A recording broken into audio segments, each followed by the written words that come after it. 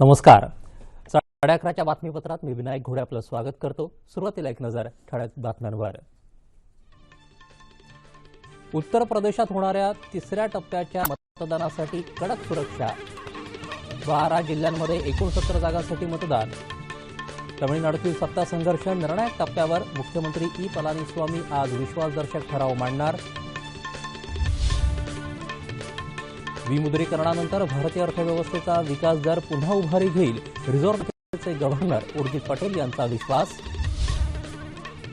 राज्यात महापालिका पंचायत समित्यांच्या निवडणुकांचा प्रचार शिगेला, आरोप प्रत्यारोपांच्या फैरी. आणि ज्येष्ठ विदर्भवादी नेते जांबुवंतराव धोटे यांचं निधन.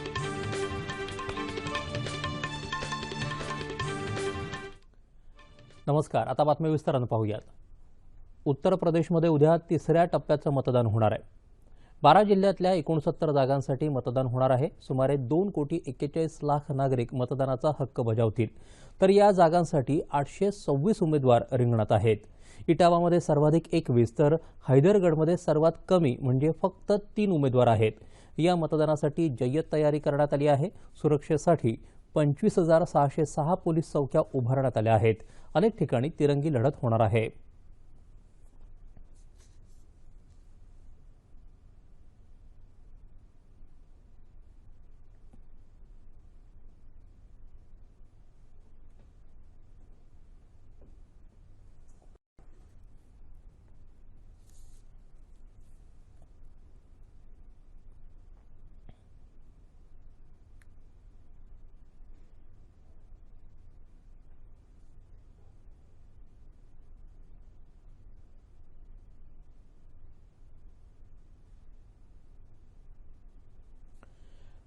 तमिळनाडूचे मुख्यमंत्री ई पलानीस्वामी आज विधानसभेत विश्वासदर्शक ठराव मांडणार आहेत.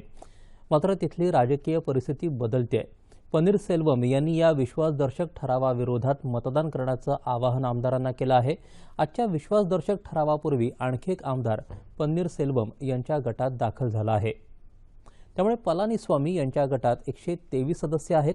दोन्ही गटांकडून आमदारांना आपल्याकडे ओढण्याचे प्रयत्न सुरू आहेत. पलानीस्वामी यांच्या समर्थकांची संख्या 117 पेक्षा कमी झाली तर त्यांच्या अडचणीत वाढ होऊ शकते. पक्षाच्या सिद्धांताविरोधात गेल्यामुळे शशिकला आणि त्यांच्या 2 नातलगांचं पक्षाचं प्राथमिक सदस्यत्व रद्द करत असल्याचं पनीरसेल्वम यांच्या गटाकडून सांगण्यात आलं. निवडणूक आयोगाकडून शशिकला यांना फटका बसलाय. त्यांच्यासह 2 नातलगांना पक्षाच्या पदावरून हटवण्यात आलं आहे. पनीरसेल्वम यांच्या गटाकडून तक्रार आल्यानंतर आयोगानं शशिकला यांना नोटीस पाठवून 28 फेब्रुवारीपर्यंत उत्तर द्यायला सांगितलं आहे. देशाचं लष्कर आणि सुरक्षेसारख्या संवेदनशील विषयांवर विरोधकांनी राजकारण करू नये अशी अपेक्षा पंतप्रधान कार्यालयाचे राज्यमंत्री जितेंद्र सिंह यांनी व्यक्त केली. ते काल नवी दिल्लीत बोलत होते. जम्मू काश्मीरविषयी लष्कर प्रमुख जनरल बिपिन रावत यांनी केलेल्या वक्तव्यात काहीही चूक नसून काश्मीर खोऱ्यात मानवाधिकाराचं काही उल्लंघन होत नाही असं जितेंद्र सिंह म्हणाले. भारतीय लष्कराविषयी सर्वांनाच अभिमान असायला हवा. त्यांचं देशावर असलेलं ऋण आपण कधीच फेडू शकणार नाही. त्यामुळे आपल्या बेजबाबदार वक्तव्यांमुळे सैन्य दलाचं मनोधैर्य खच्ची होणार नाही याची काळजी घ्यायला हवी असंही ते म्हणाले. अशा वक्तव्यांचा दुष्परिणाम पक्षीय राजकारणावर नाही तर देशाच्या सुरक्षेवरच होत असतो याची जाणीव राजकीय नेत्यांनी ठेवावी असा सल्लाही जितेंद्र सिंह यांनी यावेळी दिला. विमुद्रीकरणानंतर भारतीय अर्थव्यवस्थेचा विकास दर नव्यानं उभारी घेईल असा विश्वास रिझर्व्ह बँकेचे गव्हर्नर उर्जित पटेल यांनी व्यक्त केला. एका खासगी वाहिनीला दिलेल्या मुलाखतीत ते बोलत होते. जागतिकीकरणाच्या रेट्यात भारतीय अर्थव्यवस्थेतही सुसंगत बदल करावे लागतील असं पटेल म्हणाले. अमेरिकेत डोनाल्ड ट्रम्प यांची सत्ता आल्यावर अमेरिकेच्या हिताची व्यापारी धोरणं राबवली जात असतानाही भारतासाठी मुक्त व्यापाराचं धोरण फायद्याचं आहे असं पटेल म्हणाले. चालू आर्थिक वर्षात देशाचा विकास दर 7.1% वरून 6.9% असेल असा सुधारित अंदाज रिझर्व्ह बँकेनं व्यक्त केला. मात्र 2017-18 या वर्षात हा दर पुन्हा 7.4% पोहोचेल असं पटेल म्हणाले. एकूण 86% चलन अर्थव्यवस्थेतून बाद झाल्यानंतर त्याचा परिणाम होणं स्वाभाविक आहे असंही पटेल यांनी सांगितलं. मुंबईसह 10 महापालिकांची आणि पंचायत समित्यांच्या प्रचाराची रणधुमाळी शेवटच्या टप्प्यात आल्यानं आता सर्वपक्षीय महत्त्वाच्या नेत्यांच्या जाहीर सभांचं आयोजन करण्यात आलं आहे. कालही दिवसभर राज्यात महत्त्वाच्या सर्वपक्षीय सभा झाल्या. पाहूया या सभांचा वृत्तांत.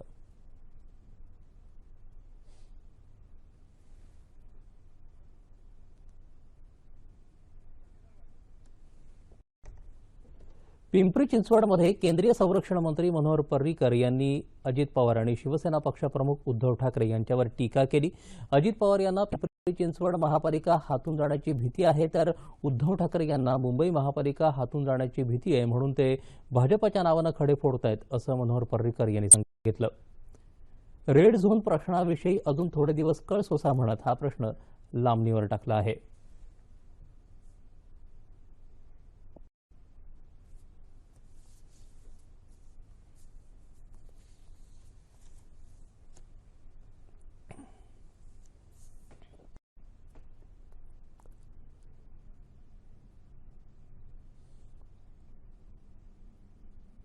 पिंपरी चिंचवडमध्ये भाजपा शून्यातनं सत्ता या दिशेने चाललेली आहे.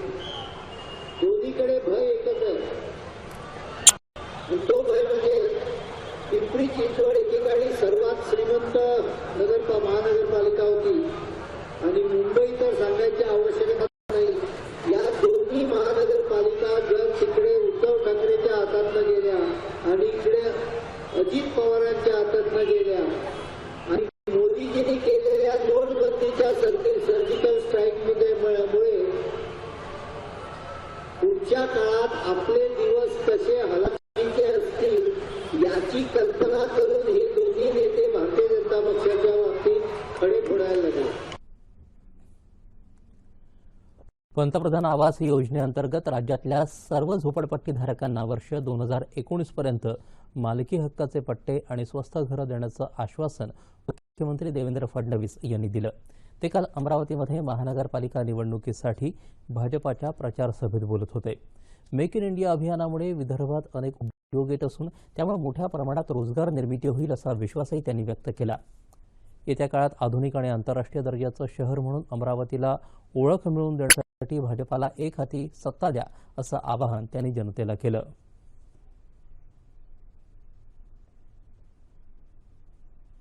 महाराष्ट्रातले जे 6 महसुली मुख्यालयाची गावं आहेत, शहरं आहेत, या शहरांमध्ये सगळ्यात मागे जर कोणी राहिलं असेल तर दुर्दैवाने आमचं अमरावती मागे राहिलं. आता आमचं अमरावती मागे राहणार नाही. इतकी वर्ष खऱ्या अर्थानं महानगरपालिका होऊन देखील ज्या प्रमाणात निधी मिळाला पाहिजे तो मिळाला नाही. काही निधी डॉक्टर देशमुखांनी खिचून आणला होता, पण त्यानंतर कधीच निधी मिळाला नाही, त्याच्या आधी मिळाला नाही. आता मात्र या ठिकाणी आपलं सरकार आल्यानंतर आतापर्यंत 450 कोटी रुपये या महानगरपालिकेच्या क्षेत्रामध्ये आम्ही दिले आहे. आमच्या गडकरी साहेबांनी जवळजवळ 500 कोटी रुपयाचे रस्ते आणि उड्डाणपुलं या क्षेत्रामध्ये दिलेले आहेत. या अमरावतीचा चेहरा आपल्याला बदलतोय. देवेंद्र फडणवीस यांनी काल नागपूरमध्येही आगामी महानगरपालिका निवडणुकीसाठी भाजपा रिपाई बरियम युतीची प्रचार सभा घेतली. विकासरूपी व्याज देणाऱ्या विश्वासू बँकेतच मतरूपी गुंतवणूक करण्याचं आवाहन त्यांनी यावेळी जनतेला केलं. इतर बँकांची दिवाळखोरी निघाली आहे असं सांगत त्यांनी इतर पक्षांवर टीका केली.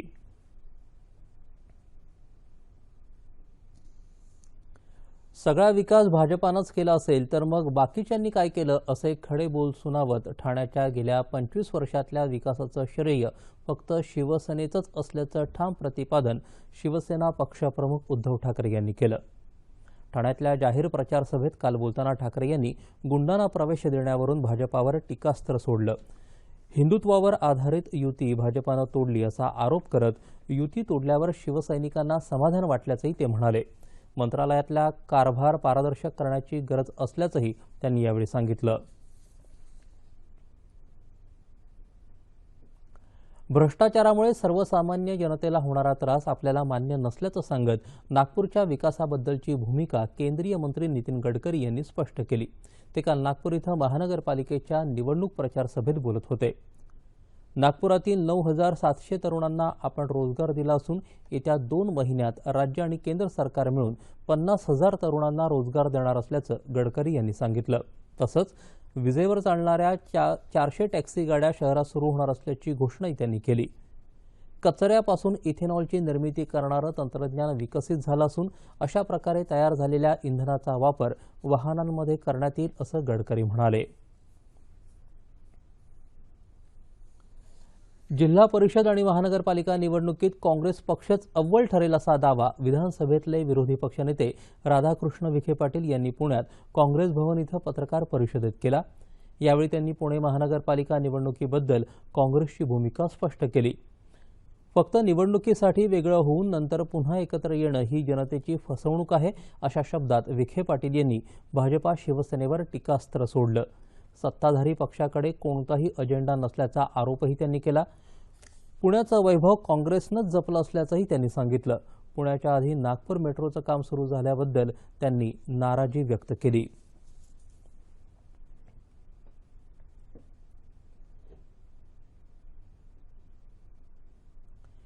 येत्या महानगरपालिका निवडणुकीत मुंबईकरांनी 20 वर्षांनंतर काँग्रेसला संधी द्यावी असं आवाहन अखिल भारतीय काँग्रेस समितीचे महासचिव दिग्विजय सिंह यांनी केलं. ते काल मुंबईत प्रसारमाध्यमांशी बोलत होते. मुंबई महानगरपालिकेच्या सर्व प्रभागांमध्ये स्वबळावर निवडणूक लढवण्याचा काँग्रेसचा निर्णय योग्यच असल्याचं सांगत सिंह यांनी या निर्णयाचं समर्थन केलं. एकाच सरकारमध्ये राहून मुंबई महानगरपालिकेतले दोन्ही सत्ताधारी पक्ष परस्परांवर करत असलेले आरोप आश्चर्यजनक आहेत असं सांगत त्यांनी भाजपा आणि शिवसेनेवर टीका केली. वैचारिकदृष्ट्या काँग्रेस शिवसेनेच्या विरोधात असल्यानं युतीचा प्रश्नच येत नाही असंही ते म्हणाले.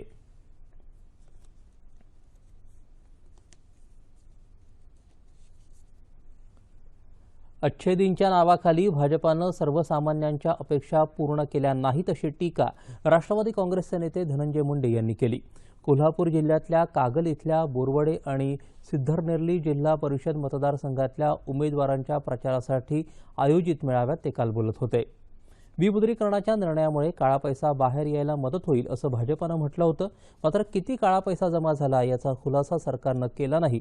तसंच मराठा समाजानं आरक्षणाच्या केलेल्या मागणीवरही सरकारनं ठोस पावलं उचलली नसून सरकारनं त्यांची फसवणूक केली आहे अशी टीका करत जिल्हा परिषद आणि पंचायत समिती निवडणुकीत राष्ट्रवादी काँग्रेसला निवडून देण्याचं मुंडे यांनी यावेळी आवाहन केलं.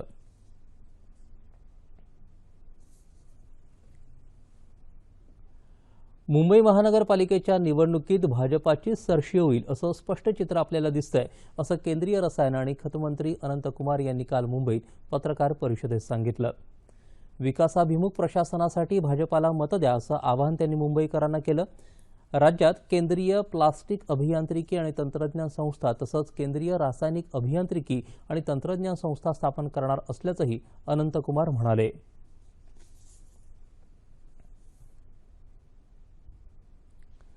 जनतेशी भावनिक नातं निर्माण करून त्यांना फसवून सत्ता काबीज करण्याचं काम भाजपा सरकार करत आहे. यासाठी पालिकेच्या निवडणुकीत या पक्षाला पालिकेत सत्ता देऊ नका असं आवाहन काँग्रेसचे प्रदेशाध्यक्ष अशोक चव्हाण यांनी केलं. पुण्यातील खडकी बोपोडी परिसरात पुणे शहर काँग्रेसच्या वतीनं सभा झाली. यावेळी राधाकृष्ण विखे पाटील यांनीही या सरकारवर तोफ डागत हे सरकार बनवाबनवी करणारं सरकार असून नागरिकांनी त्यांच्यावरती विश्वास ठेवू नये. गेल्या 25 वर्षांपासून नांदणारी युती तुटली आहे. एकमेकांवर तोफ टाकून सत्तेसाठी शिवसेना काहीही करू शकते. जर पुण्याची पालिका द्यायची असेल तर नागरिकांनी मतदान करताना विचार करण्याची गरज असल्याचं मत अशोक चव्हाण यांनी व्यक्त केलं. मनसेची सत्ता असणाऱ्या नाशिक महापालिकेत एकही भ्रष्टाचार झालेला नाही. 5 वर्षात विकास कामांचा धडाका लावल्याचं मनसेचे अध्यक्ष राज ठाकरे यांनी नाशिक इथं काल निवडणूक प्रचार सभेत सांगितलं. मुंबई ठाण्यात शिवसेना भाजपानं आणि पुण्यात काँग्रेसनं गेल्या 25 वर्षात काय केलं असा सवालही त्यांनी केला.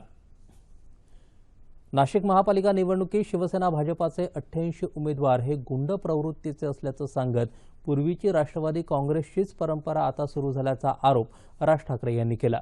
राज्य सरकारची शहर विकास नियमावली प्रकाशनापूर्वी फुटली असल्याचं सांगून त्यातल्या तरतुदींबद्दल मुख्यमंत्र्यांना सवाल करण्याचं आवाहनही त्यांनी नाशिककर जनतेला केलं.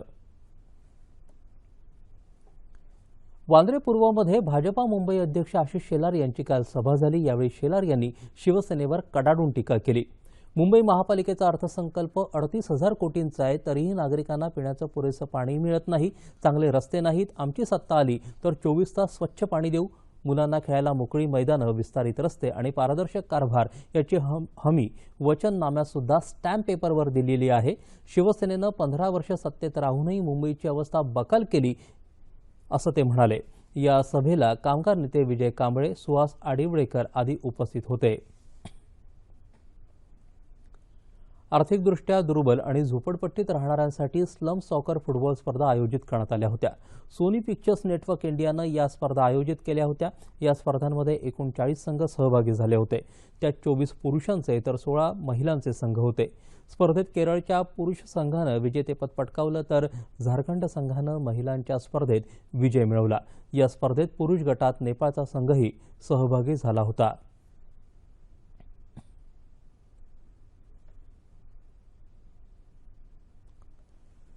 ज्येष्ठ विदर्भवादी नेते जांबुवंतराव धोटे यांचं आज पहाटे यवतमाळ इथं हृदयविकाराच्या तीव्र झटक्यानं निधन झालं। धोटे यांनी सतत वेगळ्या विदर्भाचा ध्यास घेतला होता। धोटे यांनी विदर्भ जनता काँग्रेसची स्थापना केली होती। विदर्भाचा सिंह अशी त्यांची ओळख होती। ते 5 वेळा राज्याच्या विधानसभेत निवडून आले होते। त्यांनी खासदारपदही भूषवलं होतं।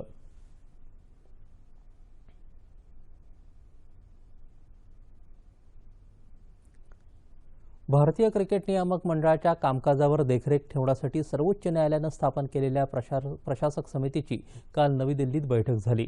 लोढा समितीच्या शिफारशी लागू करण्याबाबत प्रशासक समिती सर्वोच्च न्यायालयात अहवाल सादर करणार आहे। त्या संदर्भात ही बैठक झाल्याचं समजतं। हवामानाची स्थिती जाणून घेऊयात। विदर्भाच्या काही भागात किमान तापमानात किंचित घट झाली आहे, तर कोकण, मध्य महाराष्ट्र आणि मराठवाड्याच्या काही भागात तापमानात किंचित वाढ झाली आहे। येत्या 24 तासात संपूर्ण राज्यात हवामान कोरडं राहील असा अंदाज हवामानशास्त्र विभागानं वर्तवला आहे। आता पाहूया ठळक बातम्या पुन्हा एकदा। उत्तर प्रदेशात उद्या होणाऱ्या 3ऱ्या टप्प्याच्या मतदानासाठी कडक सुरक्षा। 12 जिल्ह्यात 69 जागांसाठी मतदान। तमिळनाडूतील सत्ता संघर्ष निर्णायक टप्प्यावर। मुख्यमंत्री ई पलानीस्वामी आज विश्वासदर्शक ठराव मांडणार। विमुद्रीकरणानंतर भारतीय अर्थव्यवस्थेचा विकास दर पुन्हा उभारी घेईल, रिझर्व्ह बँकेचे गव्हर्नर उर्जित पटेल यांचा विश्वास। राज्यात महापालिका पंचायत समित्यांच्या निवडणुकांचा प्रचार शिगेला, आरोप प्रत्यारोपांच्या फैरी। आणि ज्येष्ठ विदर्भवादी नेते जांबुवंतराव धोटे यांचं निधन।